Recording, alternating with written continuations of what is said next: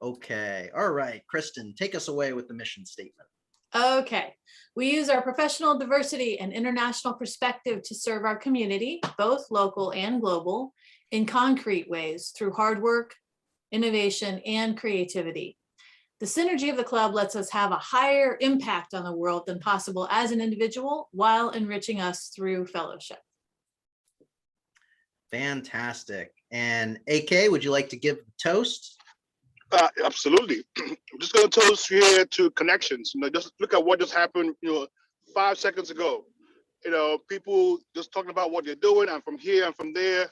And that's what life is really about. So cheers to that, and we have many more of that in the future.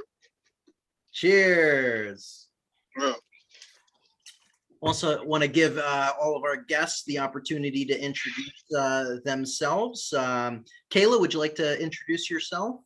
Or Howard, would you like to introduce Kayla? I don't know if Howard's around. Yes, I would love to. Sorry, guys, I'm at work, so I'm like having to step away. But yeah, so Kayla is a great friend that I just met like a month or so ago when my friend Angelique moved to DC, and she's a go-getter. She's a great personality and a great person to be around. And I mentioned our Rotary Club, and I asked her if she would be interested in joining, and she was so excited to hear about it. And so we finally got around for her to get to join today. So everyone, this is my friend Kayla. Hi, it's nice to meet you all. I'm very excited to be here. I just moved to the DC area in November, and so Howard was a really good friend when I moved here, and I'm excited to get involved in any way that I can. Well, we're happy to have you here. Kerrigan, would you like to introduce yourself? Yeah. Hi, my name is Kerrigan, and I'm a sophomore at Delaney High School. It's in Baltimore County. I'm originally from North Carolina, funny enough. And we moved here about 6 years ago. And this speech started as part of my class, and now it's moved on to a lot more. And I'm super excited to be here and to give it to you guys today. So thank you so much for having me. Yeah, thanks for being here. And Gary's going to be our speaker tonight. I'm going to do a formal introduction to Gary when he gets started here. But Gary, you want to say hi real quick? Hello, everybody. Thank you for having me. Looking forward to chatting with you for a little bit. Fantastic. So let's jump into with Kerrigan. Would you like to read your speech for us tonight?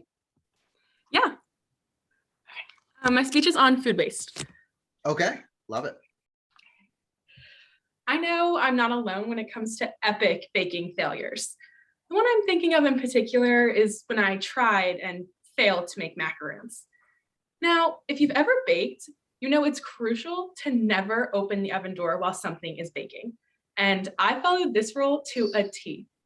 So when my macaroons were finally done baking, I raced to the oven to get them out.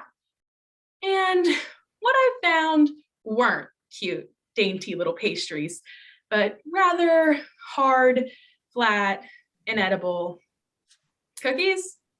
I'm not quite sure how I should label whatever it is I made, but after throwing them away, I was quickly given a lecture about wasting food from my mom. Whether it's cutting around the bad parts of bread or the gross parts of strawberries, my mom is adamant about not wasting food. I, however, didn't quite share the same beliefs, and her lectures didn't sway me on that. I mean, what's the harm in throwing out a few gross strawberries? But a few months later in class, we watched a TED Talk, and that, combined with maybe a little bit of my mom's lecturing, prompted me to do my own research. And after reading an article by Ron Nixon, I was shocked. 30 to 40% of all food produced in America is wasted, being the number one product in landfills. But this issue's never talked about because, well, isn't it better to have too much food than not enough? All of this led me to ask myself whether the food I was wasting was actually causing a problem, or if my mom was just being a little extra frugal and it wasn't that big of a deal. To answer this, I put it to the 4-way test.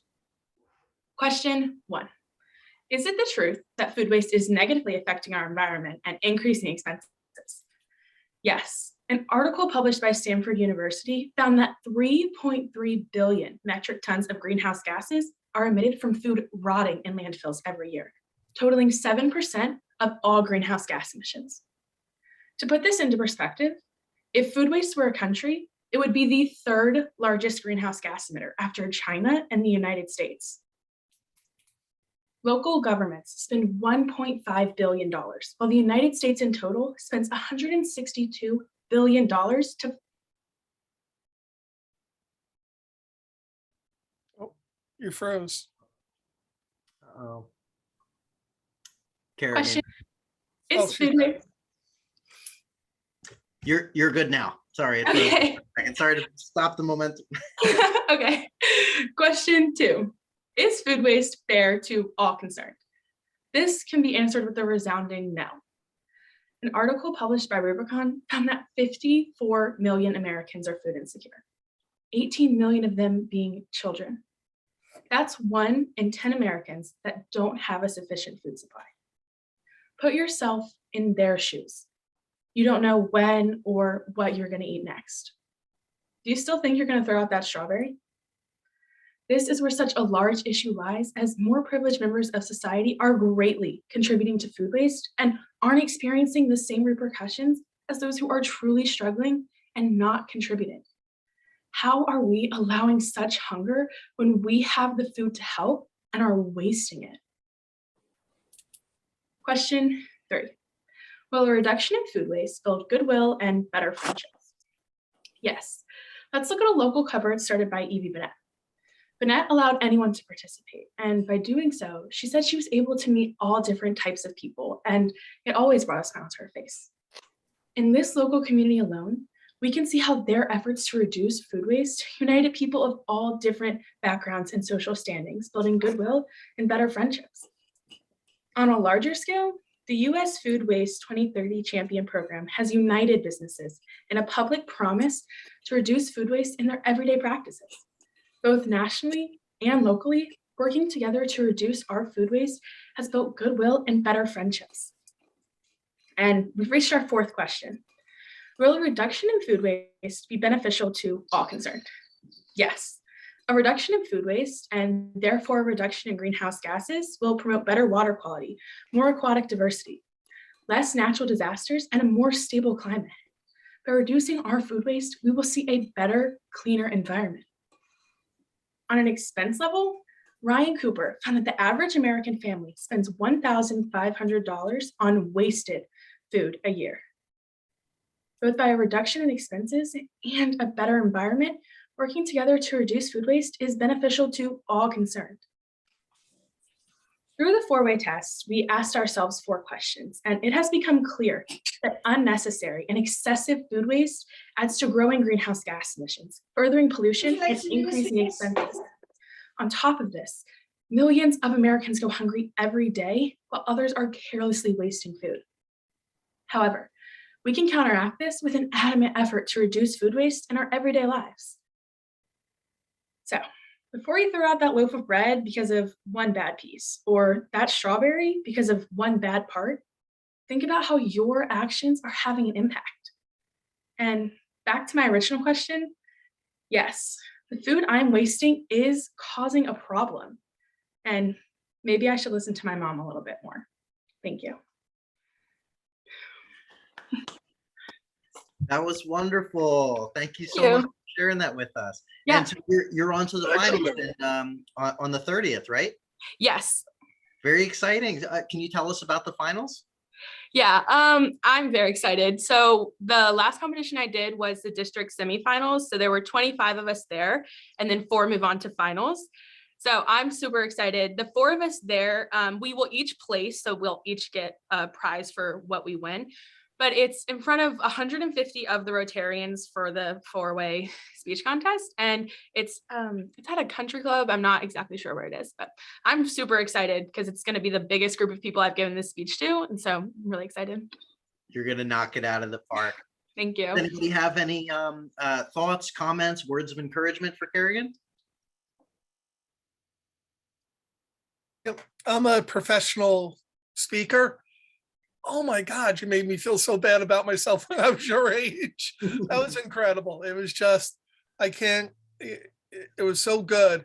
And I can't wait to see where you're going to be next year and the year after and the year after that. So nice job. you. Really good job. Awesome work. It's a really great topic. I learned a lot from your talk. Again, it's one of those things that you're kind of aware of, but I hadn't heard the facts and figures. So I really appreciate you kind of thinking about it in that way and presenting in that way. Lord knows I've messed up enough cookies in my day. If I had to put in my that's 2 a very. cents, I think Oh, she sorry, did go an ahead. amazing. Oh, sorry. I think she did an amazing job. I can tell you're passionate about what you're presenting, and you're relaying the message to people. So a great job. I really enjoyed your presentation. Right. It was good. It was very good. I think following what Kristen just mentioned, I mean, I learned quite a bit from that. I didn't know that if you combine that, you have the third largest greenhouse polluter out there. So that was very relevant info for me. And also as a restaurant owner, it's one thing that you struggle with doing is you have a lot of stuff that's kind of left over. What do you do with that? So I think for us, what I would try to do is to have an active program where we can make sure we are not wasting stuff and we are kind of funneling whatever's left over, trying to funnel out to people who don't have enough food to eat. So good speech and timely for us. Thank you. Very true. Well, wonderful. Thank you so much, Kerrigan. Yeah, for thank sharing you guys so much for having me. I really appreciate the opportunity to share and be able to go so far with this speech because of your club. We're honored to just be a part of it and support you. So I am so honored and proud to present our guest tonight. I've known Gary for, I guess, has it been a year now? Yeah, I think about a year now. I work with Gary, and I've witnessed from behind the scenes. I do a lot of marketing stuff for Gary, but all the amazing stuff he does for the autism community personally and with his organization, it's just wonderful. And I invited him to come and speak with us today, and he was so gracious to do so. So I have his bio here. Gary Weitzen is the Executive Director of POAC Autism Services, which is the largest provider of free autism training and events in the state of New Jersey. Mr. Weitzen is a certified law enforcement instructor of the New Jersey Police Training Commission, member of the National Association of Search and Rescue, and services such as a special state officer on the New Jersey Governor's Council for Medical Research and Treatment of Autism. Mr. Weissen's son, Christopher, has autism, and he has been a passionate advocate of children and adults with autism for over 2 decades. Gary, thank you so much for joining us today. Thank you. Thank you, Austin, for having me. And I'm not going to do the PowerPoint. I decided I love the faces better. So I lecture a lot, and I always joke that I'm Irish. And why is that important to people? I love my lectures to be meat and potatoes. My job is for you to learn as much as you can to help individuals with autism that you may know, love, or work with. So Chris, my son, turned 28 years old last week, 28. When he was diagnosed with autism at 3.5, the rate of autism, according to the Centers of Disease Control in Atlanta, 1 child out of 5,000. So 5,000 babies, 1 baby would have autism. Today, the nationwide rate is 1 in 44. 44 children, 1 child with autism.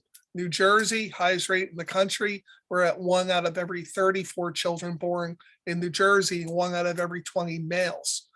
It's a staggering number. I'm just curious, show of hands or yes or no, if you personally know somebody with autism. Most have, okay. And the 2 good-looking gentlemen in their bow ties. I rock a good bow tie, gentlemen. I just want to let you know. About 85% of everybody in our country knows somebody personally with autism. It's that common. Now, do I ever think it was truly 1 in 5,000? No. I think it was probably closer to 1 in 2,000. When I go to institutions and developmental centers and day programs, people aged, 40 and up, I see them 1 to 2,000. When I'm in the grade schools, elementary schools, I'm seeing the numbers closer to 144 nationwide. It's amazing. It's just a huge increase in the number of children with autism. No one's sure why. They did broaden the definition about 12 years ago. So the upper end, the more independent individuals, they added, and that accounted for about 10%. But are there more kids with autism now than ever before? Absolutely. My hometown stayed the same size for the past 15 years, according to the census. When my son was 5, there was 3 autism classrooms. Today, there's 19 autism classrooms. We don't know why. The numbers are staggering. And there's some rough stats with individuals with autism. I do a lot of first responder training. I'm a first responder. I do a lot of training for police, fire, EMS, hospital staff, nurses. The numbers are, I usually hold up my cell phone and I go over the life expectancy for people in the US, 78.7 years. And I joke, most of you are pretty young, but I joke, when I was young, 78 years old sounded really old to me. The older I get, doesn't sound like that old anymore. But on the average, 78.7 years, right? The life expectancy, they did the largest study just 2 years ago. They looked at 39 million people. The life expectancy for individuals with autism is only 36 years old. 36, less than half. I have gone to 12 funerals of children, 12. I hope nobody here ever had to go to one. I hope you never have to. Gone to 12. And these aren't Facebook friends. These are people I eat dinner with. These are people that have been in my house. In one case, he was in my wedding party. 9 of the children were under 14 years old, all accidental deaths. Drowning, the number 1 cause of death for children with autism. Drowning, being hit by a car, fire, and suffocation were the 9 children that I know who were children. The other 3 were individuals in their 20s, because there's a lot of co-occurring comorbid medical conditions with autism. Roughly a third of individuals with autism develop epilepsy when they hit puberty. So you have a 10-year-old, you're like, all right, I got this autism stuff down. Puberty hits, you got a 1/3 shot, you have epilepsy as well, or seizure disorder. And it's just like a little bonus thrown in. It's not even talked about that often, because dealing with the autism is so much more. I always say I do a lot of safety training for our families. My greatest challenge in keeping individuals with autism safe and healthy are frankly the people that love them and are related to them, because too often parents and teachers, and I'm both, I'm saying this with nothing but love in my heart, do this. Because autism's a spectrum, right? That's one of the most important things you have to understand. You have one side of the spectrum requiring very substantial supports. You may be at the level of changing their diapers for a 20-year-old, right? No language, no spoken language, I should say, at all. Then the individuals in the middle requiring substantial support. That's kind of where my son is. He used to be one of the kids, very substantial. He's moved up over the years. And then on the upper end of the range, requiring support, absolutely need help, but not as, affected, support-wise need as everybody else. So you have that range of people, and the life expectancy just killed me. The study of suicide that came out last year, largest study in suicide last year, they determined something that people in the field, we already knew, that individuals with autism attempt and commit suicide 3 times higher than the general population, 3 times higher. The sexual abuse rate of our children. Females, if you're autistic and female, 7 out of 10, 70% get sexually assaulted before they turn 18, before. And those of us who have sons, it's 30%. And if we want to make that number that much worse, half of individuals with a cognitive disability who are sexually assaulted before 18, so autism, Down syndrome, IDD, half of those sexually assaulted are sexually assaulted 10 or more times. It's ongoing. It's not a once and done thing. We are getting better in as a society to look at sexual abuse and sexual assault. It's not like, oh, he looks raped. It's not like the child's coming out from the classroom, with the clothes torn off. Yes, I know that does happen, but it's more a grooming process. And especially for individuals with autism who struggle so much on, knowing the social cues, knowing what's accepted. It's so hard for our guys to overcome. And yes, I know there's a lot of challenges with autism, and the numbers are staggering. 1 out of 4 people shot and killed by police officers, mentally ill or autistic. If you're Black and autistic, 55% get arrested. That's not an opinion. That these are the facts that we're living with. 20%, so 1 out of 5, every autistic person in the world gets picked up by the police. And you can see why maybe their actions or inactions are often misinterpreted. That's where I come in. In our organization, we train police, fire, EMS. I just broke the 74,000 first responder trained last week. So it was a pretty big number for us. We're directly credited with countless lives saved, time and time and time again. Every few weeks, as a matter of fact, a police chief or sergeant calls us up. This kid would have been dead if not for POAC training my officers, over and over and over again. And it's not even those, which are amazing, but it's the thousands of interactions that just go better, right? Just going better when my officers know how to interact, know how to help, know how to, de-escalate the problem behavior, know how to get cooperation. Because when we all work together, it's amazing. It's not so much that our officers are doing anything wrong in the field, it's that we provide them a better way of doing what they're doing. And the response is incredible. I was lecturing last night in the pouring rain. We had a northeaster in New Jersey, and I was supposed to end at 9 o'clock, 10 o'clock. The officers are still standing there in line talking to me because they were so desperate for the information that we give them.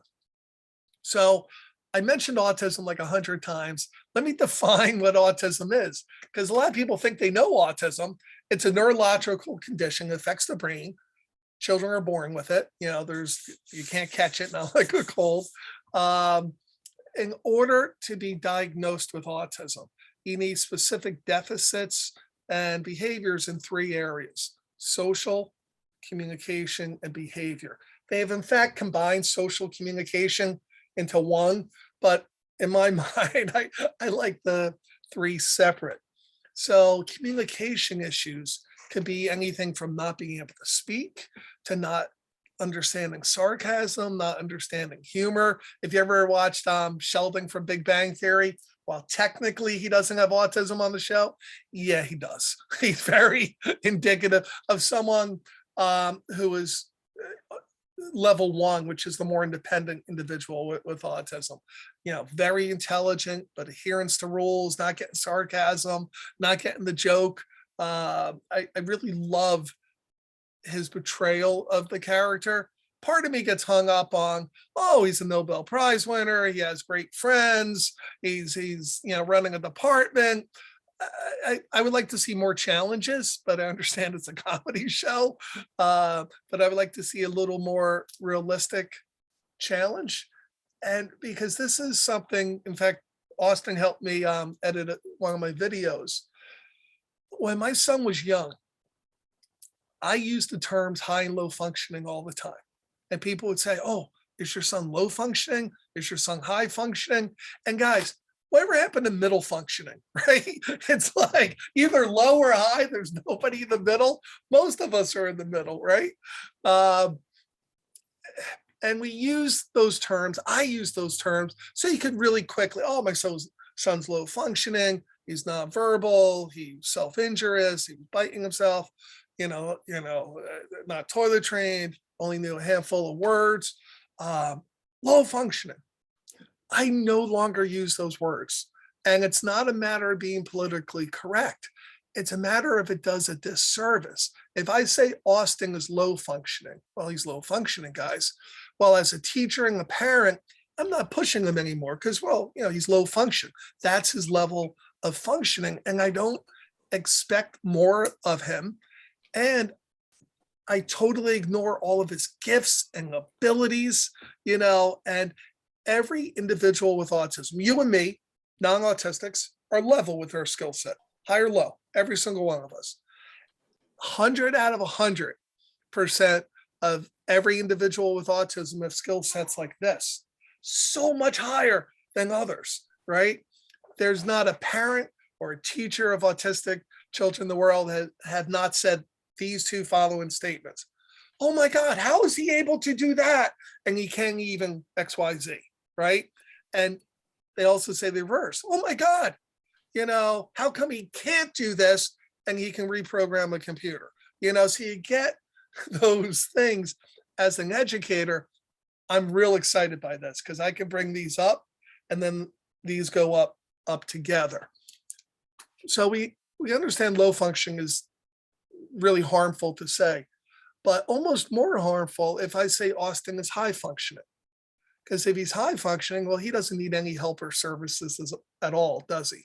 He's high functioning, and many individuals with autism are getting good grades, 25%. So 1 out of 4 individuals with autism can live independently, but that means 75%, including my son, Chrissy, lifelong care.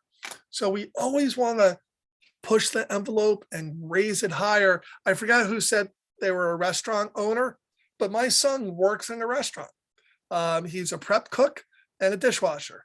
And when I tell you, he is incredible at his job. I grew up in the restaurant business in New Jersey. My family always owned restaurants and bars and one hotel one time. So I was, the dishwasher, the busboy, every dirty job in the world in a restaurant. I worked and I learned how to run a restaurant. My son's incredible. Chris, we need 40 pounds of onions julienned, 40 pounds sliced. We got to cut up the butternut squash for the soup. Chris is a machine and he loves it and he earns a real paycheck. And, he's goes out and buys whatever he wants. Now, we talked a lot about some rough stuff with autism because I think it's important, especially doing what I do in order to help. But I can't imagine doing anything else but working with this population. It is incredible. POAC started with 4 people around the kitchen table. I was not one of the 4. I came a year later, but it started with 4 friends of mine around a kitchen table in my hometown of Bricktown, New Jersey, because 22 years ago, there was nothing. When I tell you there was nothing. So POAC started with 1 picnic and 1 conference. That was it, 2 events. Well, I came in because I attended their conference. I came in and a year later, things happened and now I'm the director of POAC and I do it full time. The year before COVID, from 2 events, we took it up to 328 events. 328 free for the families, free for everybody. Our first responder training, we charge for that unless the department says they don't have money, then it's free. I'd rather than pay for it because then I could take the money and do Easter egg hunts and surfing camps and carnivals and all the other fun stuff. But we will train any department. If funds is an issue, it's not an issue for us. We will do it for free. It's amazing. What's the famous quote that I think was Margaret Mead? Never think that a small group of people can accomplish amazing things. Very often it's the only thing that does, and I love that. I love that. And I see my son, Chris, who at a 5-year-old young man only knew 3 words: ketchup, rooster, and no. That was it. Didn't know any other words. And to have him come from that young man who didn't even know his name was Chris to a 28-year-old, man today, that's just, he's joyful. He's just, Chris has a way of holding your hand, and it makes you think the world's okay, and it is okay when Chris holds your hand. It's so funny. They often say kids with autism aren't affectionate or, compassionate. I don't know who they're talking about, but Austin knows this one story. When Chris was younger, I guess 10 years old. So he was talking by 10, limited. His aide husband passed, cancer, long illness. And the aide was, aide in the school for like 30 plus years. So like everyone comes out for the viewing, right? Everybody. I go myself. I wasn't about to take Christopher to a viewing because he never went to a viewing before. And I go, and it's like a 40-minute line to get in. The line's outside, we're waiting, and we get up, and Miss Sandy's there, and she, I finally get up to her, and I go to offer my condolences, and she doesn't even let me get a word out. She goes, "Where's Christopher, my son?" I'm like, "He's home." "Well, could you go get him?" Okay, like, how do you say no, right? To the woman her husband just passed. So I went home. I threw a collared shirt on Chris so he would look a little neater. We come back to the funeral parlor, and we're waiting in line because I feel uncomfortable like just cutting everybody, even though I waited one time. So I'm waiting in line, holding Christopher's hand, and Chris doesn't do lines. Most autistic individuals don't do lines that well. Chris does not do lines, but I'm holding him. I'm trying to keep him quiet, but he keeps on looking. He can see, like, looking through, the archway, his teacher crying, right? So all of a sudden, Chris pulls out of my hand and darts straight towards the casket and his teacher. They're right next to each other. I had visions of Chris touching the body, closing the gap. Like, I didn't know what was going to happen. And you probably can't tell, but I'm 6'4", 6'5". I'm a big guy. And now I'm trying to maneuver through all the people waiting to pay respects to Miss Sandy. And I get there like a couple seconds after Chris, and Sandy's crying. And my son goes up to her and puts his hand on her face and goes, "Miss Sandy, please don't cry. Christopher's here and he loves you. Everything's okay." And she just gave him like this huge hug, and she goes, "Oh, thank you, my boy. That's exactly what I needed to hear."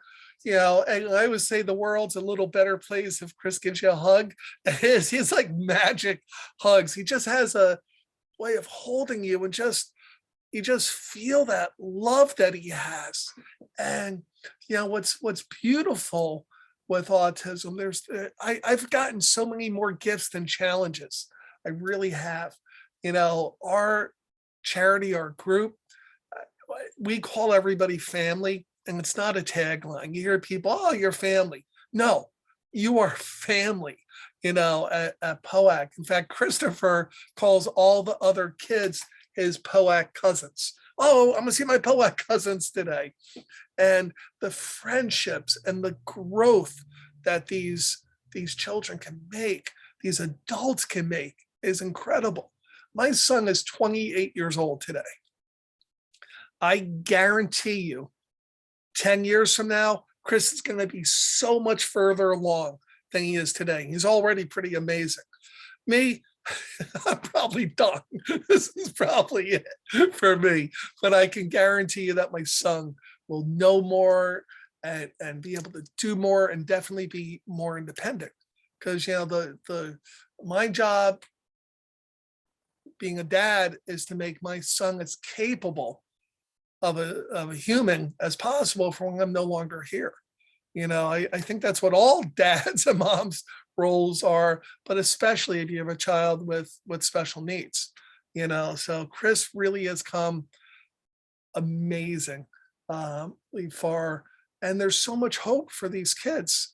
But the back to the diagnosis, I realized without my PowerPoint, sometimes I skip. But basically, in order to be diagnosed with autism, you need deficits in social communication and behavior. Everything from communication issues, socialization, bullying is through the roof. Suicide, like I said, is 3 times higher. And the unusual thing with the suicide, the females with autism are 4 times higher attempt rate than the males with autism, 4 times higher. I think we all think of some reasons why, but the committing, the actual succeeding with it. I don't like to say succeeding suicide in the same sentence, but I mean, to actually commit it, because the males tend to do a more violent attempt at it. So that's why. But my one soapbox moment, since you guys are young enough to have kids or grandkids eventually, or someone who's having kids, when a mom takes her child to the pediatrician for a well visit, right? And I know some dads do, but let's face it, moms are the rock stars for the most part. When the parent, whatever parent, takes their child to the pediatrician's office for a well visit, they come back, right, with 2 pieces of information. Anybody remember what those 2 pieces are? Come on, no? Is it a I will height, tell- like length? Height and weight. That's it.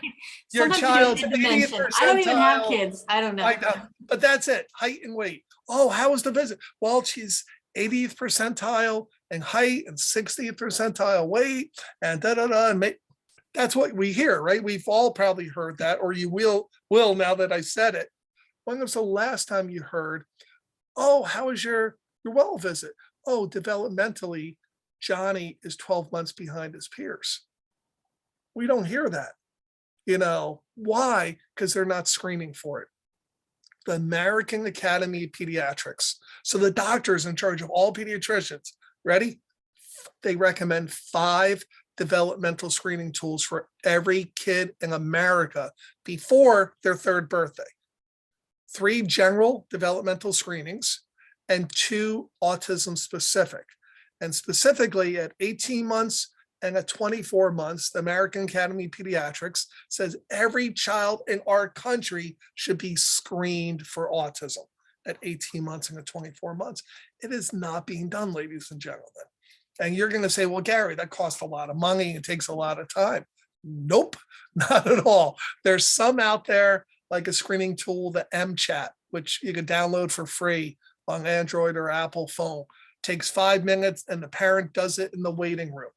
And don't hold me to the number. I'm making up the number, but if it's a screening, it's not a test, it's a screening. And you answer the questions, 5 minutes, that's all it takes. And if you're over, say, X number, the likelihood of your child is having autism is pretty high. So if it's over X number, then you set up an actual test to see if the child has autism. You're not going to tell if the child has autism in a 5-minute test, but it's enough to say, this is something we really need to look at. Because if a parent calls us up with an 18-month-old child that was just diagnosed, I'm actually thrilled to get that phone call. Thrilled, because I could place that child and that family on the path for ultimate success. 18 months, I've actually said the words, oh my God, you don't know how lucky you are. Not always received that well, but then I explain why. Parent of a 3-year-old, okay, we got this. 5-year-old, oh, okay. 9-year-old, all right. 14-year-old, all right. My enthusiasm never totally goes away, but it drops quickly. The only thing, and there's only one thing that every autism expert agrees on, is the earlier you could get the child recognized, the better outcome for the child. Absolutely, without a doubt. So if you walk away with nothing, just realize any 18-month-old or 24-month-old, hey, you got screen check for autism because you're supposed to. I got a new car, my first new car ever last year, Toyota RAV4. I was really excited. And I also felt really, really old when I bought the car because I asked a question to the salesman, where's the CD player? And you know what he said to me? Well, he laughed at first. And then he looked at me, he goes, oh, you're serious. I didn't know they don't sell cars with CD players anymore. I missed the memo. I guess I went too long with older cars. I was like, oh, that's just kind of depressing. That's kind of depressing, those CD players. But I lost my track I forget where I was going. What questions? I talked a lot, hung around. It's so hopeful for all of these kids. I've seen kids mainstreamed. I've seen kids go to college. I've seen kids getting relationships, and also seen kids to fall off the rails, but to get involved with an organization, no matter where you're at, you got to get out of the house. You got to get involved. And I started saying earlier how we're family. I have more, let's say everybody here had a child with autism, right? And we're all different ages and different backgrounds. I would have more in common with each one of you 7 people than my 2 sisters who I love dearly, and I can relate to you. And that's like one of the gifts with autism. Like it kind of just removes that prejudice bone out of your body because you're kind of stupid to have it,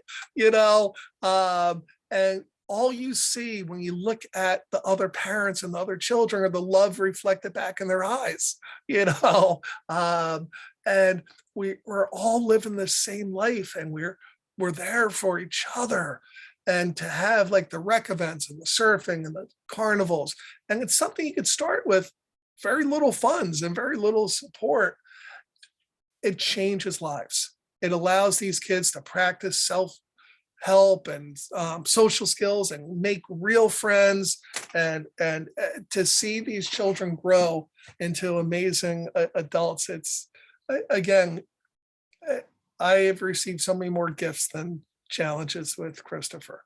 And he's I think Austin's gotten to know him through all Christopher's videos. I post a video, how to save a child's life, 12,000 views. Pretty good.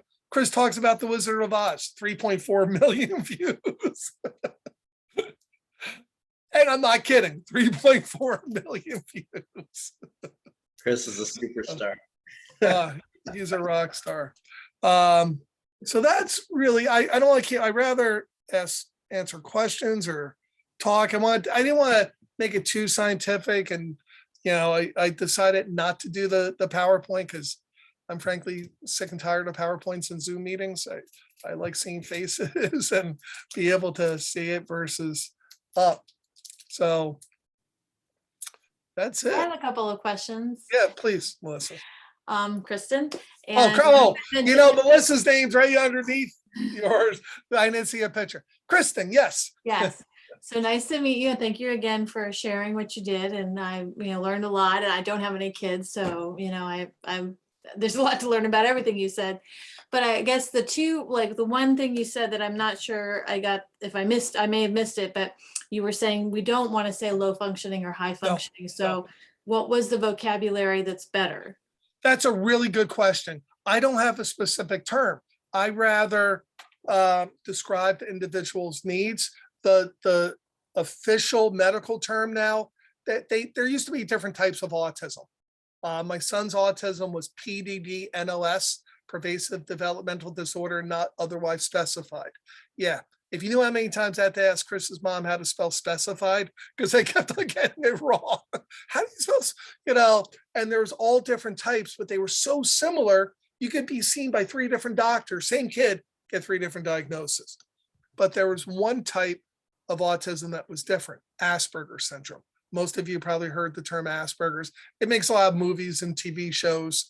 The nerdy professor like Sheldon, the good doctor character, which is a stretch, but like that profile.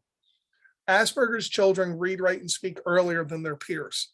Asperger's children IQ by definition is normal to gifted. the majority in the genius level, right? The rest of the spectrum, lower than average IQ. My son's IQ is only a 69, which is very low, but Chris can hear any piece of music from classical to Barney one time and play it perfectly in the piano. Wow. So what's that IQ? You know, you tell him your full birthday, he tells you the day of the week and what movie came out instantly. He does impressions. His memory is crazy, like Full House. There's 192 episodes of Full House, and he will name from 1 to 192 in order by season and disc. But his IQ is only a 69, which is profoundly low. You know, who's to measure? You know, I could never do what Chris does, you know. So when they took all of those different types and they smushed them into just autism, Asperger's no longer exists. They eliminated it 8 years ago. So if you actually think you know somebody with Asperger's, you would be wrong, because they haven't had Asperger's for 8 years officially. The autism community, myself included, yeah, we don't care. We're still calling people Asperger's. And the biggest people who want to be called and not let go of the term Asperger's are people with Asperger's. They're like, oh no, we're Asperger's, you know, and they have it as a sense of pride, actually, and a sense of identity as a part of who they are. But a real long way to respond to you, it's autism level 1, level 2, and level 3. Level 1 are the individuals who used to be called high functioning, and now we say level 1 requiring support. Level 2 is everybody in the middle, which is the majority, requiring substantial support. And level 3, which was what used to be called low functioning, requiring very substantial support. Because it's hard, like when you say someone's low functioning. I walked into Christopher's classroom when he was 12, and they're like, okay, what is this word?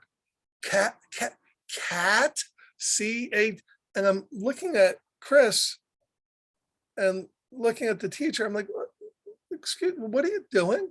You know, well, I'm trying to teach him to say cat, to recognize cat. I'm like, oh, Chris. And I pointed to, yeah, it wasn't this poster, but Chris, what does that say? Oh, when bring awareness and support to children and autism everywhere, free rides, free food, entertainment, activity. And he was reading the whole poster designed for the teachers. And I'm like, yeah, he knows how to read cat, you know? And she was just like, oh, they told me he was low functioning. I'm like, well, technically, you know, but no, that's why we don't use that. That's a really good question, but it does a disservice, and it does a disservice to everybody. Yet another one, I promise it would be a shorter answer.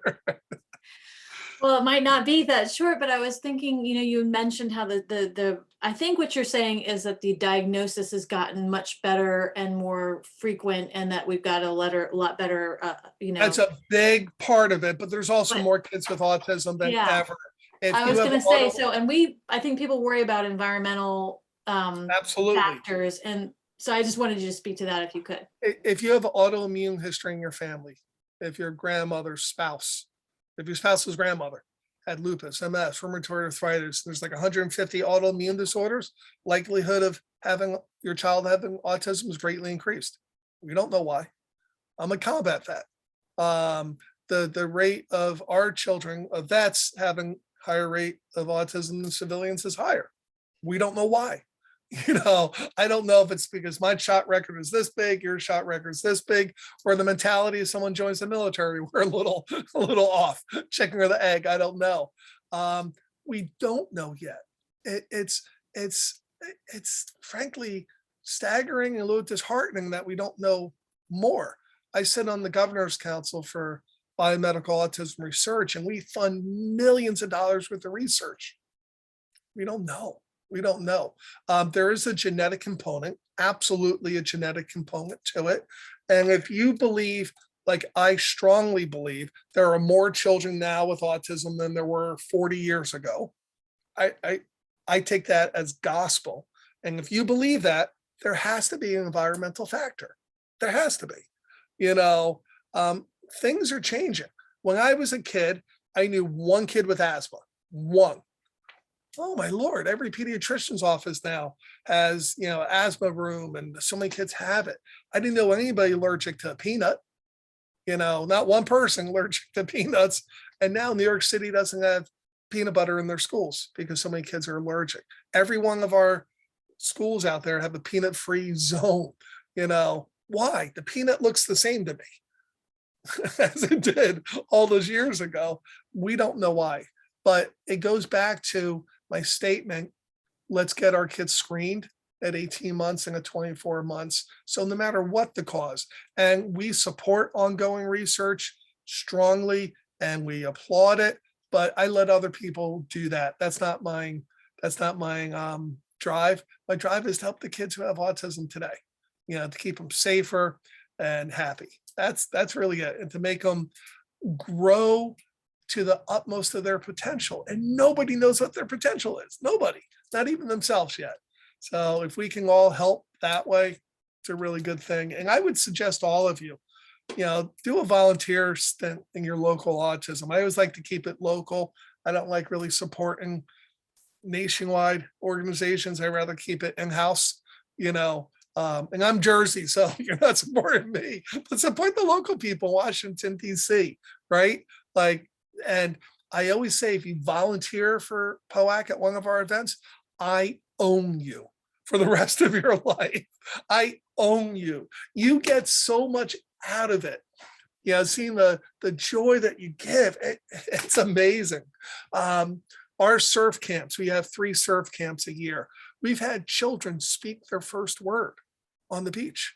First word ever. There was a young boy, 9 years old, completely non-speaking, and he only had about a dozen signs, you know, and I saw you before laughing, and one of the signs was thank you. You know, that's the sign for thank you.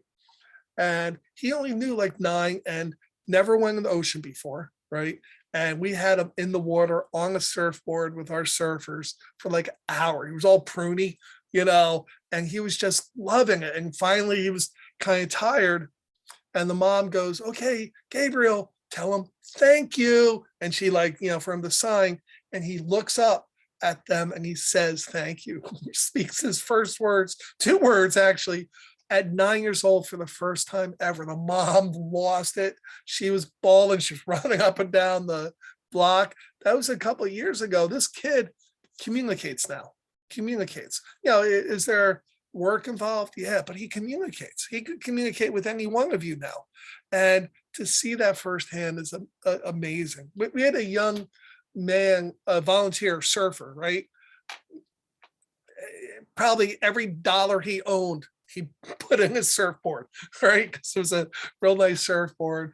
And it was a young kid, you know, dreadlocks, kind of looked like he was from California, like a California surfer dude kind of guy.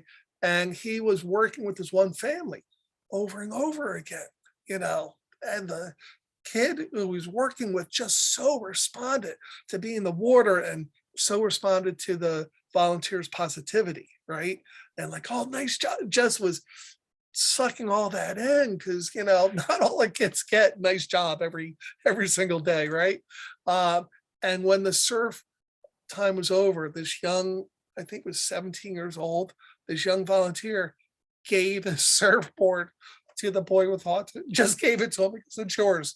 And he set up surfing lessons for him and gave him free surfing lessons for the rest of the summer. So if you volunteer for me, I own you. I really do own you, because to see the joy and the growth and the humanity, you know, I know there's a lot of bad stuff that goes on in the world, but when I tell you, all I see is goodness every single day doing my job. I see people helping, bending over backwards, and I see typical siblings being, you know, rising to the challenge, and growing up to be better people than I could ever hope to be, you know. So really, it's been a journey, and it's a journey I would take again. in a heartbeat. It's definitely a journey I don't want to end yet. So I'm eating healthier, doing better that way. But I just want to thank you for allowing me to come into your meeting for a few minutes and share a little bit of my world with yours. Thank you. We're so happy to have you, Gary, and that was so powerful. I want to quickly ask something that Melissa had asked here real quick. Would you be willing to do a training for anybody that's interested in the club? Yes. Yes. Okay, so I'll Absolutely. coordinate that with you, Gary, and if anybody is interested in learning more and doing an autism training program, reach out to me or reach out to Luke, who will reach out to me or something like that, and we'll make sure that we can make it happen. And we do have online virtual trainings from time to time. That's the one decent thing that COVID gave us, the ability to do something like this that we almost find normal now. I prefer in-person trainings. It's better, but yeah, a virtual training on safety, anything like that about autism, absolutely. That's easy to set up. That would be wonderful. Does anybody have any, I know we're getting a little over time, but this was all such valuable information. I want to make sure anybody has, gets their questions asked if they do have any. Does anybody have any other questions for Gary? Okay. Well, thank you so much. Yeah, Gary, thank you so much for having or for joining us today. And we're gonna move into some other stuff. So I'm gonna leave, and you could do your Rotary stuff. You don't want to stay for Happy Dollar? No. Have a good night, Gary. I gotta walk my dog. Bye, guys. Thank you so much. God bless. Thank you. Awesome. Well, I hope everybody enjoyed that as much as I did. That was great. Happy Dollars. I'll start it off. Kayla, you don't have to, feel like you need to participate if you don't as a guest. Happy Dollars is just donating money to our club for something that we're happy about, joyous about, and all of those donations go towards sponsorships for Kerrigan and all of the other amazing things that we do as an organization. I'm going to start it off with $10 because this was a very powerful speech tonight, and I learned a lot of stuff that I didn't know about autism in general, and some of those really dark facts, but he brought it back and made it really happy at the end there. But does anyone have any Happy Dollars that they'd like to share?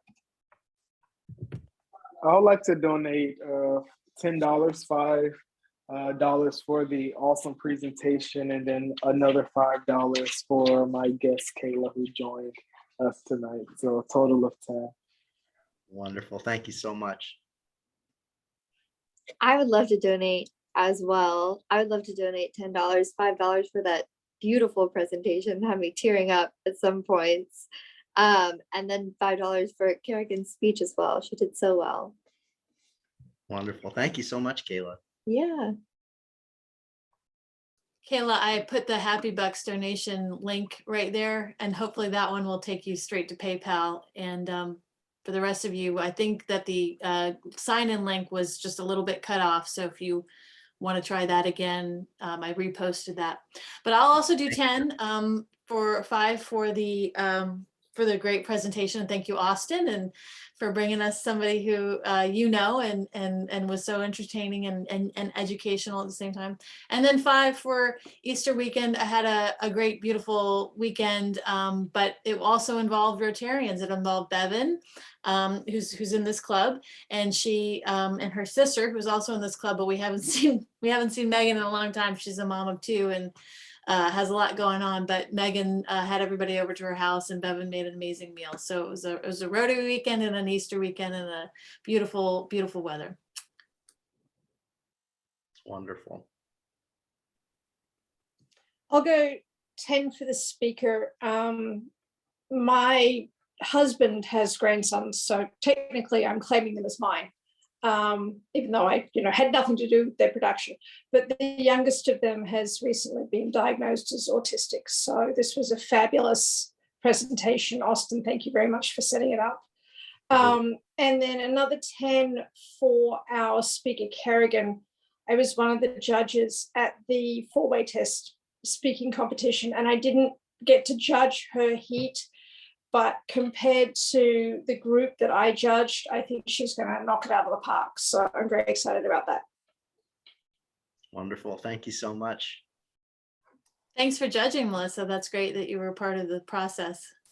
Yeah, it was a really cool experience.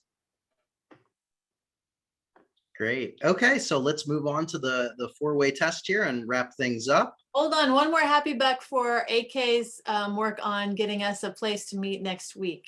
It's our Oh my social. gosh, are we doing an in-person meeting?